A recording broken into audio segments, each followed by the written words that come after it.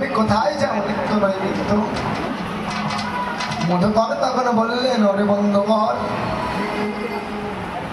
আমি কোথায় যাই বাবু সংসারে,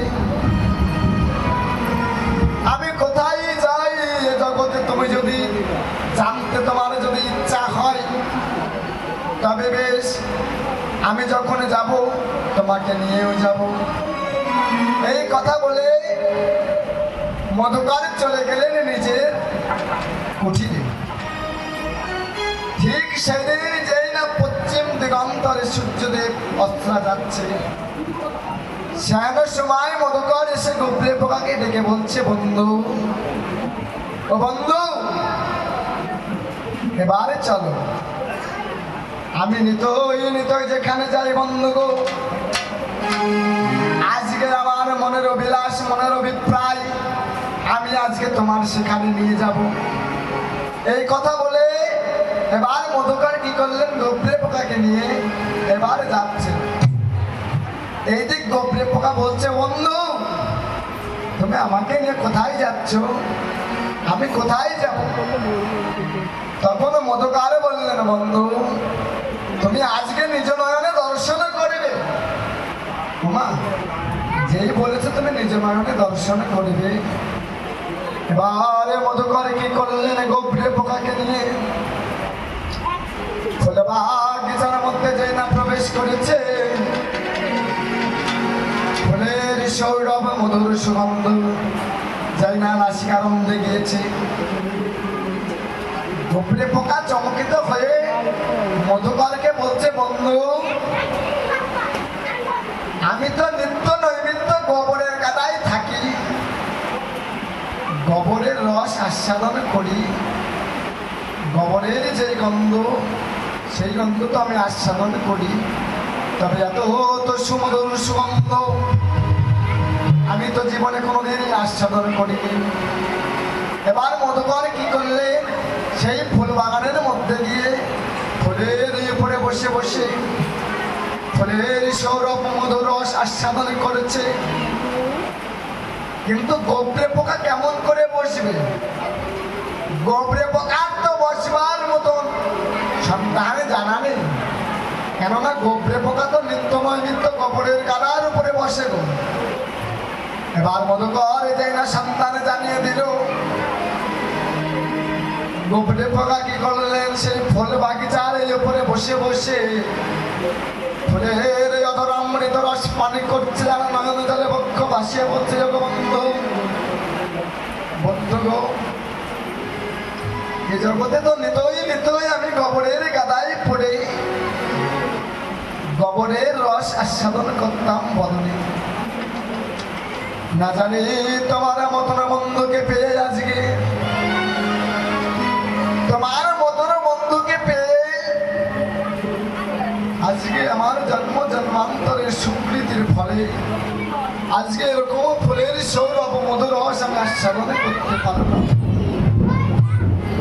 যে সম্পদ মনে পাই না, মৌন জ্ঞানে ধারি পাই না, ধানে সাধনার ফলে ঘটনা বাক্যের ফলে আমি এমন সম্পদে পেলাম, বন্ধু যেন মনে হচ্ছে তুমি আমার জন্ম জন্মান্তরের বন্ধু। যাই না মা, ওই ফুলের অধরামৃত গোবরে পোকা বদনে দিয়েছে, গোবরের রসের কথা ভুলে গিয়েছে।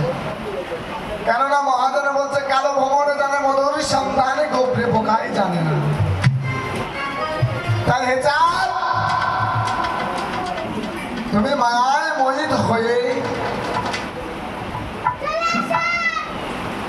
এই মা কি সম্পদ, মা কি ধন তুমি চিনলে না। চার পার্থিব জগতে তো চন্দ্রধারী আজকে মায়ার সর্ব গোবরে পোকার মতো এই গোবরের গাদায় বসে বসে গোবরের রস আস্বাদন করছে এই ভব সংসারে। আর যে মধুকর, তিনি কে? তিনি হচ্ছে বৈষ্ণব। শাস্ত্রী মহাজন বললেন, মহন্তের সেবা ভয় তরাতে পাবো, নিজ কার্য নাই সে যান পর ঘর। তাহলে মধুকর মহন্ত স্বরূপা। এই মা মনসাকে, মা মনসা হচ্ছে তদ্রূপ মহন্ত স্বরূপ। মহন্ত কাকে বলে? যার মোহে অন্ত থাকে, সে হচ্ছে মহন্ত। এই মা মনসা কিসের জন্য এসেছে? ভক্তকে তাড়াবার জন্য। একদিন শ্রীরাম নবদ্বীপে মহাপ্রভু সঞ্জী মাতাকে ছেড়ে, কৃষ্ণপ্রিয়াকে ছেড়ে, নদিয়া নবদ্বীপে সকল ভক্তবৃন্দকে ছেড়ে প্রভু কি করলেন গো?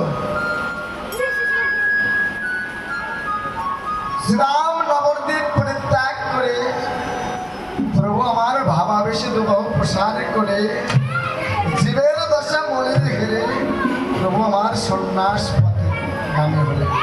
না কেন? জীবের দশা মনের হেরে এই কলি হত জীবকে তাড়াবেন বলে। তদ্রূপ আজকে মা মনসা স্বর্গরাজ্য সেরে নিজের স্বামী সন্তানকে পরিত্যাগ করে, সকলে কিছু পরিত্যাগ করে আজকে মা মনসা পদের ভিখারির স্বরূপ হয়ে এসেছেন কোথায়? চম্পাই নগরে। ওমা কেন? ভক্তকে তাড়াবার জন্য। কিন্তু অহংকারে মত্ত চন্দ্রকান্ত সৌদাগত্যময় ছিল না। কেমন করে চিনবে? কামনা বাসনার স্বরূপ চাঁদের গায়ে কাদা লেগে আছে। কামনা বাসনার স্বরূপ চাঁদের গায়ে কাদা লেগে আছে, যে কারণে চাঁদ আমায় চিনতে পারল না ভব সংসারে। আহায়া কতই চিনবি কেমন করে